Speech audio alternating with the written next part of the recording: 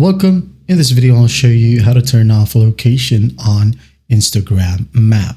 All right. If you find this video helpful, please leave a like and subscribe to the channel for more such tutorials. So first up, just go ahead over to home and tap on the DM icon or message icon. And here we have the map. Okay. Just tap on it.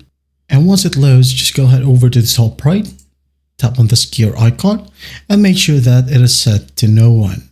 Okay. Now, if you want to double check or if you want to make sure that it is turned off, well, if you're using Android, just close the application itself. Now go ahead and find the application icon right here, Instagram, tap and hold and tap on the information icon, tap on it. Now just go ahead and go to permissions. Okay. Tap. Now go and find locations under allowed. Okay. Tap on locations and just tap on don't allow. All right. Once done, go back, check it out. It's gone. If yours is already set to a not allowed, well, you're good to go right here. And that is it. That's how you turn off location on Instagram map.